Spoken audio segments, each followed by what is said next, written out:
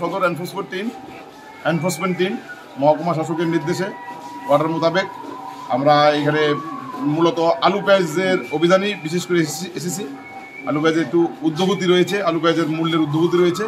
তো আমরা যাচাই করলাম, দেখা গেল পেঁয়াজ হোলসেলে 65 থেকে 68 এবং রিটেলে 70 থেকে 72।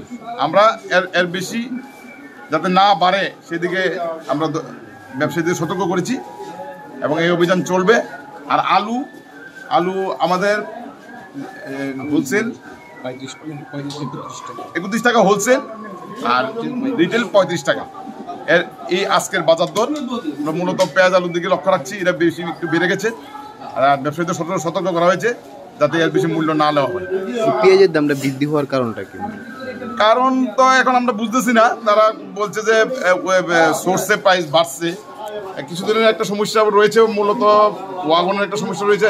এটা মিটে যাবে, 2-1 দিনের মধ্যে এটা কমে যাবে। মানে বাইরে দেখা যাচ্ছে পেঁয়াজের দাম 80 টাকা 75 টাকা, মানে এটা 80 টাকা না, ম্যাক্সিমাম 72।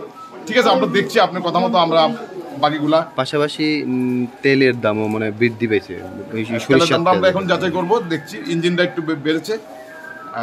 আমরা এখনই যাচাই আমরা অভিযানে চলছে এবং এই অভিযান চলবে আগামী দিনে।